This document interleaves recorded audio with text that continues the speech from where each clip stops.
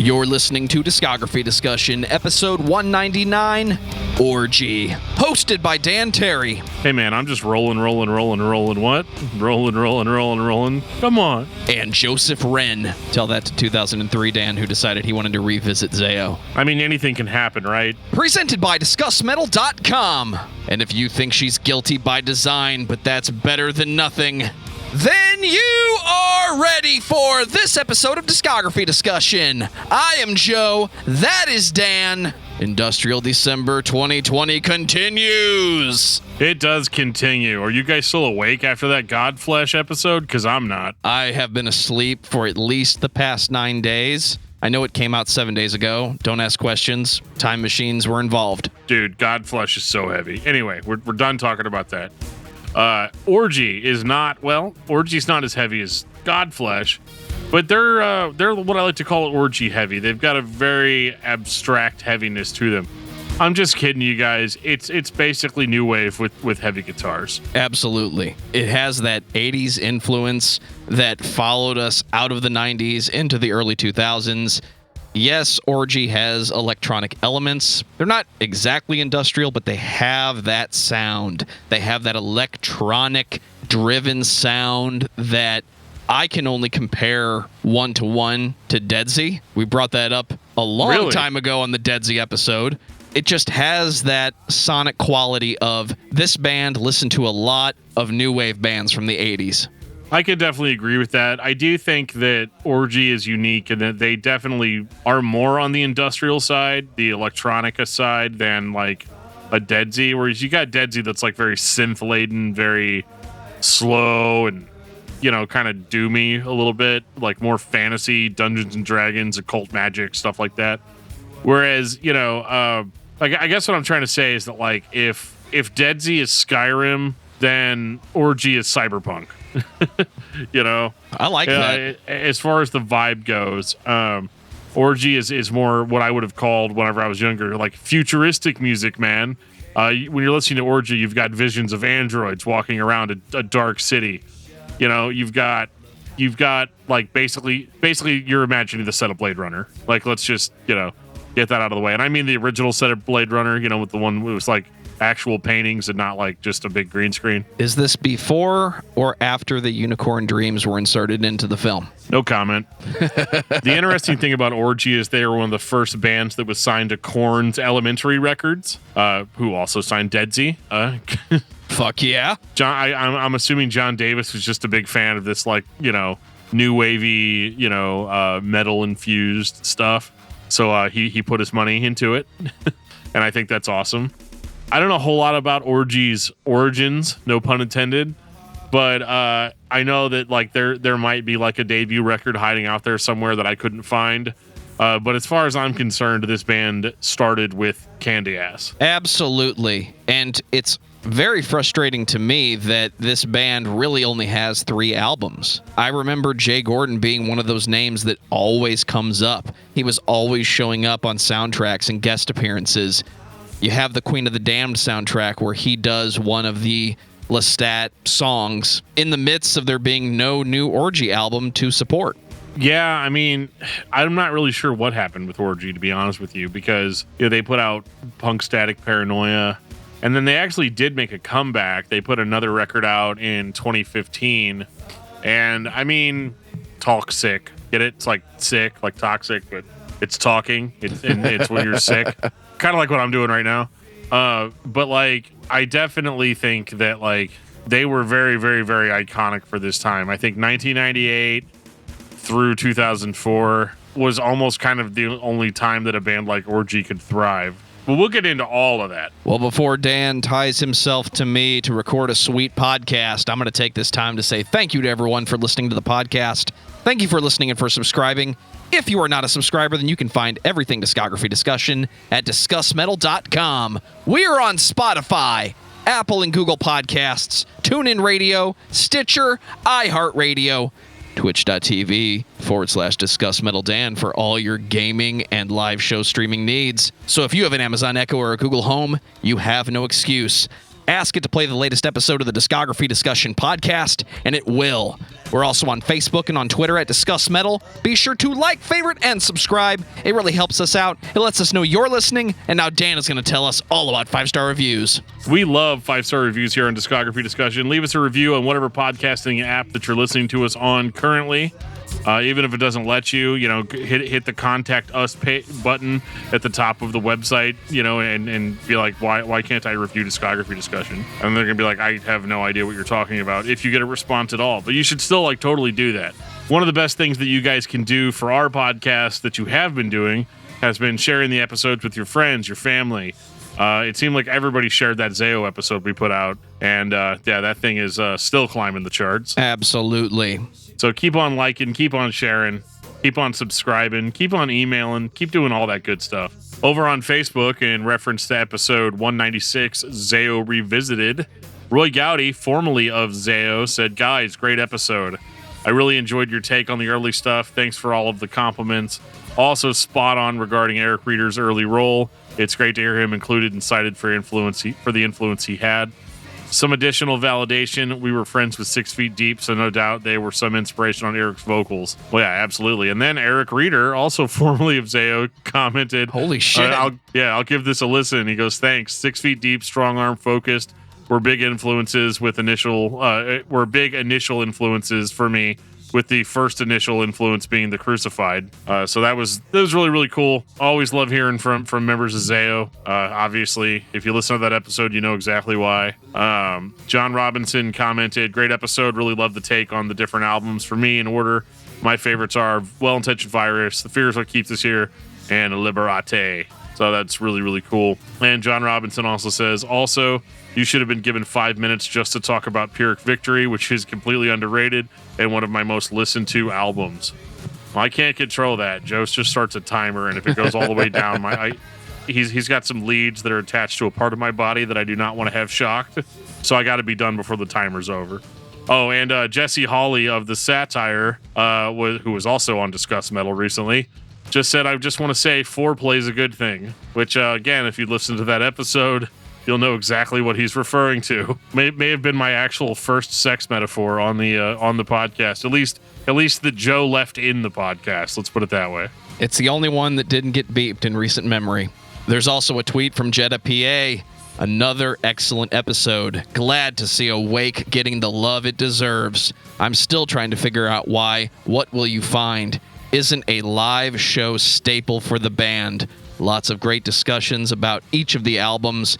Definitely disagree on 15 Rima and For a Fair Desire. Both those songs slay, but I understand you got to be critical about perfection." So what's interesting about For a Fair Desire is Roy Gowdy from Zao reached out to me a few days after we recorded the episode or released the episode. And he said the reason that those songs sound different is because some of those songs on the second half of the record were actually carryovers from the original lineup. And I think that's one thing that I didn't really specifically say, is that I don't think those songs are bad, but I think they do kill kind of the flow of the record. And it makes total sense now that, part of the record was written by one lineup of Zao while the other was written by the other. And so it makes tons of sense. But it was really cool to get clarification from that.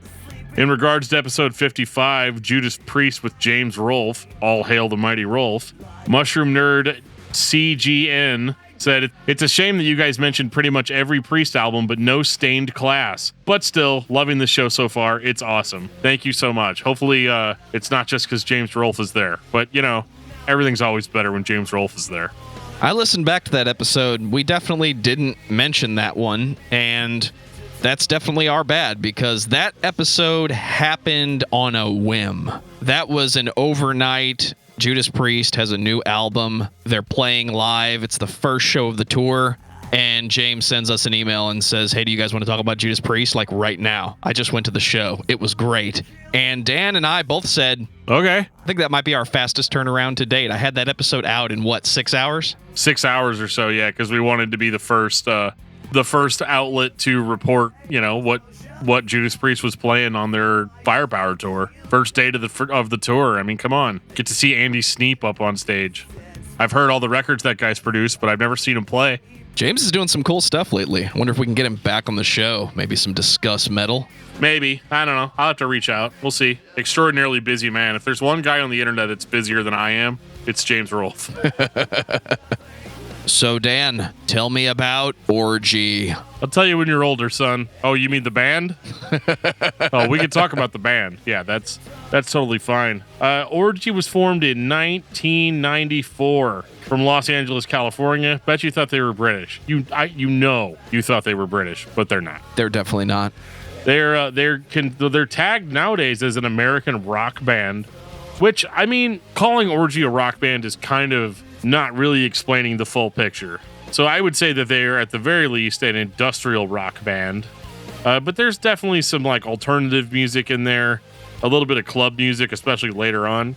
And I think they're just a straight up like alternative metal. I know a lot of people lump them into nu metal, but despite the fact that they are signed to a label that is owned by a nu metal band, does not by association make them a nu metal band. They were in the mix with everybody. Powerman 5000, Rob Zombie, Korn, Limp Bizkit, Static X. Everybody was in this camp together of who you're going to see when you go see the metal show. It used to be enough to just be a cool band, but there was a time, and it still happens, everybody gets a label. Orgy is a band that we definitively said, even back in the day, that's not nu metal. It might be industrial, it might be new wave, doesn't matter. That's just a straight rock band with a killer fucking groove. Yeah, and it is really cool. I mean, I still think to this day that there's not another band that sounds like Orgy. Everybody likes to say Dead Z, and I'm going to disagree with Joe here a little bit. I don't think that just because the bands occupy kind of the same space that they sound the same. I think for the most part, I kind of enjoy what Orgy's throwing down a little bit more than Dead Z, just because I'm a little bit more of a fan of this kind of sci-fi futuristic sound. And I just like how electronic and almost fake Orgy sounds versus like Dead Z. This should just be Orgy versus Dead Z, right? But the comparison is there, at least a little bit. I just like what Orgy throws down. They've got a more futuristic, electronic-driven sound that has more in common with new wave and just kind of more arena anthemic rock anthems and stuff like that. I'm a little bit more into that today in Industrial December 2020. I don't think we've ever mentioned on the show iconic album covers. Maybe we brought it up once or twice. It's just not coming back to me that we've mentioned that. But looking at 1998's Candy Ass, this is a record, no matter what form it's in, when you see it at a distance, you know exactly what band it is, you know exactly how it sounds, you know exactly when it came out, and you know what songs to skip to if you want to listen to their cover of Blue Monday. I remember because like every single kid at my school, like you remember, we had giant binders of CDs that we would carry around. And everybody had 5 records that were the same. Everybody had, Joe still has his binder apparently. Sitting under my computer. Very nice. I don't know where my binder of CDs is. And I'll have something, you know what, for post credits, tune into the end of this episode and I'll tell you why it's bad to leave your CDs in binders. Anyway, everybody had 5 CDs. They had a copy of Metallica's Black Album, Sepultura's Roots, the first 2 Korn records, and Candy Ass by Orgy. Everybody had those 5 records, at least at our school. And I can tell you that what I think the reason for that is that you had a very different sounding band. Like these guys are not angsty like Deftones or angsty like Korn or angsty like some of those other bands at the time, but they give off the same vibe, but they do it with a finesse that I think a lot of those other bands didn't have. Whereas they were pure rage, Orgy was much more passive aggressive. Dark subject matter, and I mean, let's be honest, man, a little sensual, a little bit sexy, a little bit weird, a little bit off the beaten path. Absolutely. And for my 13 or 14-year-old mind, I was like, oh, okay. And it was fun just to be like, yeah, you guys listen to this record? It's called Candy Ass. it's about like a hooker. It's really cool. So like I don't know, it made all of us nu metal kids feel like we were into like goth industrial for 5 minutes. Did we even know what goth industrial was at the time? I'm pretty sure our definition of industrial was 9 Inch Nails, Pretty Hate Machine, or Rammstein Sehnsucht. Yeah, it turns out that all the bands that I thought were industrial when I was younger are not. And then I really became aware of that whenever we started doing Industrial December. Everybody's like, you're talking about all these bands that aren't really considered to be industrial, and I'm like, you're probably right, but I mean, I can't like go back in time and redo the episode. So here we are. Tell that to 2003 Dan, who decided he wanted to revisit Zayo. I mean, anything can happen, right? We're the dreamers of dreams or something like that. But no, Candy Ass is a great record, and I know it's most famous for their cover of Blue Monday. It's probably like if you've never heard an Orgy song, you've heard their cover of Blue Monday. But arguably, in my opinion, not the best song on the CD. The best song on the CD for me is Stitches. Stitches, Fiend, even Gender and All the Same. These are very solid rock songs with an industrial, static, metronome-driven beat. It's the same thing I bring up when I talk about old Nine Inch Nails. It sounds like music being made by machines. This sounds like music programmed onto a computer that is very harsh, very intense. The sounds and the percussion that are being used are there to push your emotions into an exaggerated state. It's supposed to make you feel uncomfortable, or at least not comfortable. It's there to get you engaged in the song. When you throw a beat over that, give it a solid bass line, give it some 90s rock guitars and Jay Gordon's voice, you're going to have a good time. For however long this set list goes, you're going to have a good time. I'm going to challenge that a little bit. I don't think that these are written on a computer in the sense that a lot of industrial music is. I think these were rock songs first, and I feel like all of the electronics were thrown in after the fact. And I could be exactly like completely opposite wrong on that, but that's just the way that it sounds to me. And I think that's why people criticize Orgy as being like not really an industrial band or being fake industrial or whatever, because it does sound kind of like a lot of the electronics are just effects that were added later. Besides just the effect that's on Jay Gordon's voice at all times. It's more part of his voice than I think even his actual voice is. And that's cool. I mean, I always wanted to sing with effects on. I wanted to sound like Jay Gordon for a while. You know, just have that echoey, reverby sound to my voice. And unfortunately, all I had was a reverb guitar pedal, so it did not actually end up sounding like Jay Gordon at all. It sounded like some idiot trying to sing through a reverb pedal. I think the first thing you said is the most accurate. This is just a rock band with new wave influences who recorded a record in 1998 that cosmetically had similarities to other bands that had released albums that decade. Nine Inch Nails, Marilyn Manson, name the names if you want. It's just a solid record, though. It might be one of the best records of the decade from a sales and listening perspective. It's definitely one of the records that I think of when you're going through a list of bands in your head and you're trying to pick out, well, what is the definitive album by that band? There's only one record that really comes to mind, for better or for worse, when you're talking about Orgy, and that is Candy Ass. Oh, yeah. There's no worse. It's always better. I love this record. I love it a lot. I don't necessarily know if I like it as much as their next, but I think it was a really good start for the band and really showed what they were all about. I just found myself with Candy Ass sometimes feeling like maybe it goes on for a little too long. Maybe it's it can be a little bit much. And I feel like it could use more dynamics. I feel like some of the sci-fi imagery that their music evokes in my mind could be taken even further. And thankfully, they absolutely do that. 2000 Vapor Transmission. Let me tell you one thing right now, Suckerface. You're special.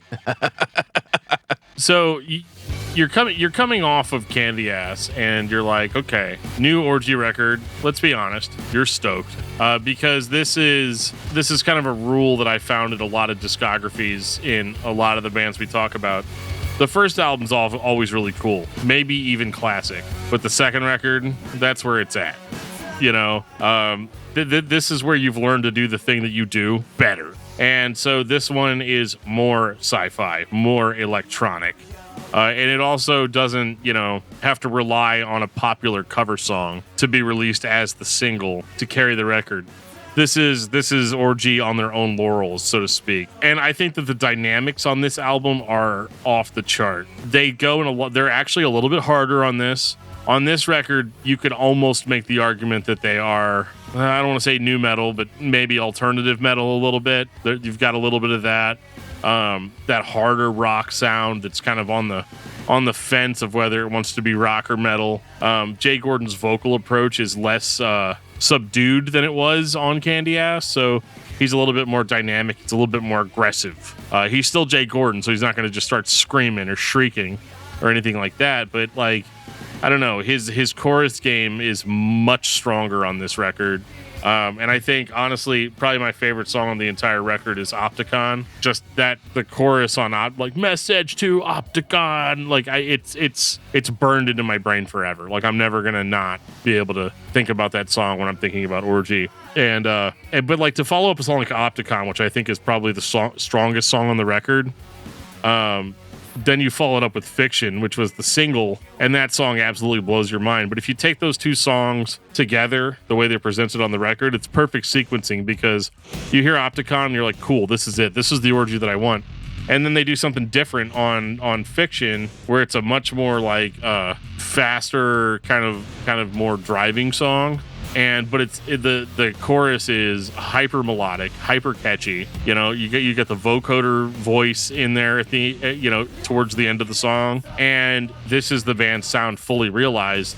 And this is what I'm talking about the dynamic, how they could totally switch it up between two songs like that, and you're still on board. Like they don't go so far as to throw you off, but they just are like, yeah, we're gonna do two different things here in the span of 6 minutes. Take Candy Ass and step up the keyboards. That's what you get when you listen to this album. Keyboards can always be in metal. They can't always be in rock. They have to be there for electronic music to have that sci-fi tinge that you keep talking about. I love the balance of this record. It is a better Orgy overall than what you had on Candy Ass, and it proves to me that the band could still do what makes them sound the way they do. It's not like they spent their whole lives writing Candy Ass and couldn't do it again. Clearly, they stepped up the game and put more of that 80s electronic new wave tinge on it, stepped up the keyboards, made the mixes sound just as harsh. There is nothing about this album that is not good, and there is nothing that takes it down below the first album. Maybe I am not hanging out with the right people, but nobody talks about Vapor Transmission when they talk about Orgy. They talk about Candy Ass, and that to me is just wrong. This is the record you wanted. Yeah, it's arguably the best record, and I think overall best record, but I think like there's something that I really, really love about this record, and that's the video for Fiction, Dreams and Digital, because this was a time, I mean, this is like what, 2000? So if you're a computer nerd like I am, and we all know Joe is, in 2000 there were so many interesting things going on as far as computer animation, the beginnings of AI and just automation as we know it today, all kind of started coming into play. People started imagining all of the things that we do every single day now on our phones. And so a song like Dreams and Digital was so cool. Like the video always seems so futuristic to me, and the CGI that's in it, and just the way that it looks, and I don't know, like I can't get past it. Like when I watch this video, I still feel like it's the best type of futuristic. It's the idea of what could come, that mystery of like, ooh, are we ever going to be watching movies that look like this, like with digital animation that looks like this? Yes, we are. And we are right now. And now, of course, now we hate it. But back then we thought it was going to be incredible, because we didn't really know what to expect. That super clean, synthetic sort of dripping digital animation, like they really, really cut into all of that on the video for Dreams and Digital. And I just think that, like, I don't know, at this point, with it being 2000 and it being 20 years later, it's now what I like to call past future. Obviously it was just Orgy's best guess of what things were going to be like in a futuristic world, and of course it's much more cyberpunk, and because I feel like that's kind of, if cyberpunk was a genre of music, I think Orgy would be considered the torchbearers of it. I don't know what movie I saw or what soundtrack I heard. I thought this song was a cover for the longest time. It sounds like a song I heard before, and clearly that's just wrong, because wherever I heard it, it was Orgy who was singing it.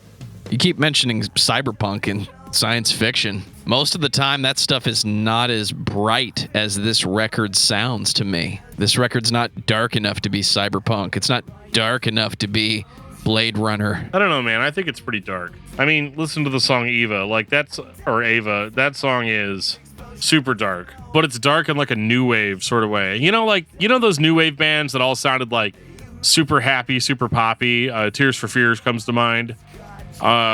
Where they sound so happy and poppy, but like the lyrics are like some of the most depressing shit ever. I feel like Orgy decided to like make the music match the lyrics. Ava is a very, very, very cool, slower song, but I think it is super dark. I think their presentation is still dark.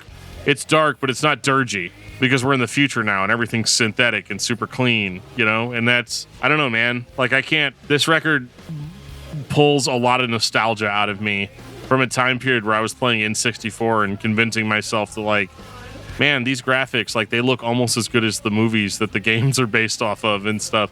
And like now I look at it and I was like, oh, why did I ever possibly think that? But if I listen to Orgy while I'm playing it, I'm like, yeah, I get that feeling again. So I guess it's like a midlife crisis album for me. It's time for Punk Static Paranoia 2004. Punk Static Paranoia is one of the weirdest Orgy albums, because this is where they were like, okay, we can do no wrong, guys. Like, we figured this out. We've got this style locked down. And so what they do is they try to incorporate as many different styles of music into one record as they possibly can. I mean, this record has like dance, club type music in it. Hell you've yes, still it got, does. But you've still got heavy guitars. You've still got Jay Gordon doing what he does. It's not my favorite Orgy album, because as much as I appreciate it musically, I don't necessarily feel like the songs are there. As far as catchiness goes, there's a lot of really cool ideas that are like front and center, but none of the songs grab me like an Opticon or a Fiction, Dreams and Digital, or Ava. Like this record lacks. How every good record has to have that one or two songs on it that you just listen to over and over and over again, and then over time you start to appreciate what else is on display on the record. This record doesn't have that. So like when you take it as a whole, it can be very enjoyable, but there's so much different stuff going on, so many dynamic changes that sometimes I have trouble remembering what I heard. It definitely feels more like a pile of songs that were written on different days with different people. It has the genre changes that you're talking about. The album opens with the first song that was ever played on a 7-string guitar by whoever is playing it. And from there, it goes from early 2000s nu metal to dance, electronica, straight rock like the previous album. It's not focused enough, and it doesn't have the one thing that makes me come back to it. I like the record. It's the next album by Orgy. I'm going to listen to it. But it's not a complete package the same way as Vapor Transmission or Candy Ass. I think it's a problem where I'll listen to like the first 3 songs on this record, and then I want to go back and listen to Candy Ass. That's hard, because Vapor Transmission was so much its own thing that I never felt the need to go back and listen to the old material. So what Punk Static Paranoia ends up being for me is like, if I'm shuffling Orgy songs, these songs go great in the shuffle. They sound like they should be there. But whenever you take that collection of songs and put them together as their own standalone product, I don't think it really holds up the way their previous material did. And it's fine. I mean, it could be the band's magnum opus, for all I know. It's their last official full-length release. So, I mean, in that regard, I'm thinking that this record did not catch on the way that they thought it would. But I do wonder if that's just because it was 2004 and people were kind of starting to get out of this type of music. We were definitely on our way to metalcore and hardcore and metalcore, the other kind. Nu metal was still there, but it was definitely on the way out. And I think there's too much of the association to that term that most people were not listening to the band at that time. Yeah. I mean, This is one of those unfortunate situations where I feel like it's dumb that people would stop listening to what they already enjoyed, but you know how music trends work. And industrial music, unfortunately, wasn't the hot thing in 2004. What was? Punk, emo, some screamo stuff, I think Under Oath's Chasing Safety came out that year. Kids aren't listening to this. Older dudes like us might still be listening to this, and we were. And it was fine. It was good. But there was always kind of a part of me that was like, man, the old days were so good, And this band is doing the same thing, but because it's not new and it's not fresh anymore, it just starts blending in with all the other Orgy material that you have. And it sucks to say that about a third record, and we're probably not doing it justice. Like I said, this thing's fine. This record's fine, but it's certainly never been my go-to Orgy album. And I mean, basically, that was kind of it for the band. Not it for Jay Gordon. He would continue to go on to do a whole plethora of different things. Absolutely. So I mean, it obviously didn't like ruin dude's career or anything, but it's interesting to see that they reformed again with new members plus Jay Gordon as Orgy.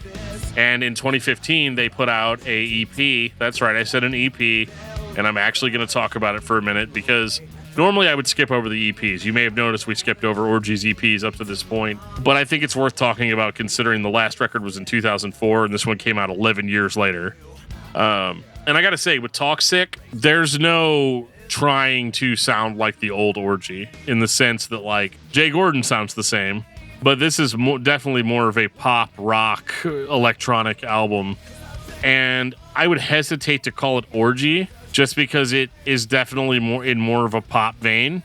And that actually doesn't make it bad. As a matter of fact, I feel like a record like this is what a Candy Ass and a Vapor Transmission were kind of leading up to where Jay was just going to be like, you know what, guys? I love dance music. I love poppy rock. I like new wave. So I want to hear those happy synths going on over everything. So in a way, Toxic ends up sounding more electronic than the band has actually sounded in a long time. And I mean, honestly, I kind of really like this, but I don't think they should have called it Orgy. It makes you wonder if the band was still a thing or if Jay Gordon just decided that this EP of songs that sounds like the mid-2010s is going to have the Orgy name on it because, well, what else am I going to call it? I don't know the answer. I don't know if Orgy had released 5 more albums, if this would have been eventually where they ended up, but it's not the same band in my eyes. I can see the value of it, especially if you're a fan of Jay Gordon, but I was not excited after listening to this. To me, it sounded like a mid-2010s, we're about to go dubstep, and that bothered me the most of the time I was listening to it. Well, it's definitely not dubstep. This is definitely more like club music, electronic music, like club rock. Like this is the band that would have been playing in the background of like a 2004 like teen movie, the band that plays Prom. Like it's cool. It's very, very, very catchy. It has great choruses. It's a lot of fun. It's just not metal, and I hate to say it, but it's just really not Orgy. It doesn't make it bad. It just wasn't really like the same thing. I almost feel like it's just like, well, if we call it Orgy, we can make X amount of money on it. I could be wrong about that. I mean, I've talked to Jay Gordon within the last 2 years, and he sounds to me more like a dude that just does whatever he wants musically. And of course, there's no greater amount of respect I have than for people like that are just like, yeah, I don't know. I feel like doing this week. What do you think? You can't argue with that. But I don't necessarily know if this really continues the Orgy sound enough to constitute actually referring to it as that band. Final thoughts on Orgy. Dan.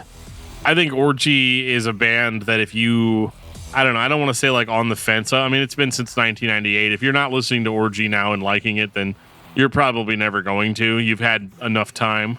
But I actually really, really love Jay Gordon's voice. I love his songwriting, and I would be totally fine with another record like Toxic. And maybe this just becomes what the new Orgy sound is like from here on out. Who knows? I'd be fine with that. But they're not a band that you need to go to if you're looking for the most brutal thing, or if you're looking for something that's got that teenage angst. But if you listen to this band back in the day and you go back and listen to them now, you're going to get those nice, happy, warm, nostalgic feelings that you're looking for. Orgy is one of the names that always comes up when you're talking about industrial music, electronic rock, whatever this genre is. They're up there with the Nine Inch Nails. They're up there with your Skinny Puppies. And on the metal side, for Dan, Ministry, they're one of the names that always comes up. They're doing more right than they are doing wrong. So despite the lack of material, they are one of the bands you should be listening to.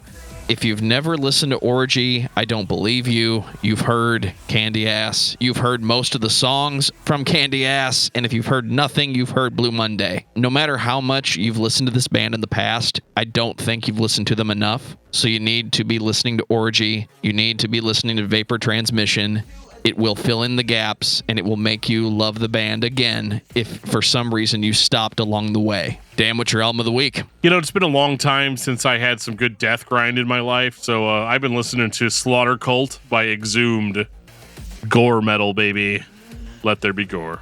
It's Industrial December. When you pulled Orgy, I spent a lot of time deciding if they were in fact an industrial band. They had some of that European dance appeal because they're more rock, they're more new wave than they are straight industrial. So to tip the scale entirely in that direction, my album of the week is What the Fuck Is Wrong With You People by CombiChrist. Nice. I'm 99% sure we are never going to talk about that band on this show, but who knows? Not while I'm still alive. If the listener says, hey guys, do a CombiChrist episode, we might have to do it. You're going to have to kill me first. No, it's fine. Everything's fine. I don't care. I just like talking about music. Take us out, DFT. If you've ever been listening to our podcast and want us to talk about a band that we haven't talked about yet, maybe your favorite band that we don't know about, honestly, I think that it would be really cool if you reach out to us and told us how you felt about the show. What bands you want to hear us talk about, what bands you want to hear us interview, or just, whatever, just to shoot the shit. Like, it's fine with me. There's a lot of different ways that you can do that. You can reach out to us on Facebook at facebook.com/discography discussion. You can follow us on Instagram at discussmetal. You can follow us on Twitter at discussmetal. You can send us an email at danandjoeshow@gmail.com. You can join our Discord server. There'll be a link in the show notes for this episode that'll take you to our Discord server. If you would like to represent Discography Discussion on the street, we have a Teespring store set up with all kinds of really cool stuff with our name slapped all over it. So, get your cell phone cases, your comfy socks, your hoodie. We have this stuff marked down to where we're barely even making a penny off of it. The way we make our pennies is on Patreon. You can join us at patreon.com/discussmetal. We have all kinds of sweet perks in there, just exclusive stuff. We've got a lot of really cool stuff lined up for next year, which will include like live hangouts, all kinds of stuff. You can also catch me on Twitch 2 times a week, Mondays and Thursdays at 10:30 p.m. Central Standard Time. I will be playing a variety of video games. I stream Brutally Speaking live every Wednesday night around 8:30 p.m. Central Standard Time. And every now and again, we even record an episode of Discography Discussion or a Discuss Metal live on Twitch. So definitely make sure to hit the follow button there and you'll get notifications anytime we go live on Twitch. And honestly, I just want to thank all of you guys that have checked out the podcast and continued to make it what it is today. We're hitting year 4, and this has just been an incredible journey to be taking with you guys. So I just want to thank you so much for that. And on that note, this has been episode 199 of Discography Discussion. Thank you for listening. You can like us on Facebook and follow us on Twitter at discussmetal. Subscribe to our podcast everywhere you listen to podcasts, including Google Play, Apple Podcasts, and Stitcher. Visit discussmetal.com for all things discography discussion. And please send questions and comments to danandjoeshow@gmail.com. If you are not a patron, you can become one at patreon.com/discussmetal. We have some sweet perks. Hey, Joe, can I have some money? $1 a month gets you into that exclusive album review feed. Now let me take a minute to tell you guys why you shouldn't keep your CDs in a giant CD binder. I know what you're thinking. Convenience. Maybe not in 2020 there's any convenience, but back in the day, it was all about convenience. See, I used to have one of those 500 CD, combination folders, right? And I would shove my CDs in there along with the liner notes, cover art for every single CD, so I could flip through it and have, a real life version of the iTunes old cover flow. I thought that this was super cool, but there's a silent killer. That silent killer, it's called disc rot, guys. You are 70%. I just made this number up. You were 70% more likely to get disc rot on your CDs, having them in a binder and carrying them all around. And I think part of the reason is because your CDs are under a large amount of weight, a much larger amount of weight than they normally would be under in any other circumstance. But you've got them all crammed into this, 1 foot by 1 foot box that you carry around everywhere. And what are you going to do with that when it's in the car? You're going to leave it in your front dash? You're going to get it covered in sunlight? I mean, what's going to happen here? Guys, don't do that to your CDs. They are an incredible resource for having the highest quality possible ever in a digital format. But I mean, seriously, take care of your CDs. Don't carry them around everywhere. In case you don't know what disc rot is, you can hold it's where you hold your CD up to a light bulb and you start seeing those little pinholes everywhere. That's what happened to me when I was using a CD case. Whenever I stopped using a CD case, I didn't have that problem anymore. So please take it from me. Take care of your CDs. Do not carry them around in a little one by 1 foot box. Thank you. I might actually leave that in the end of the show.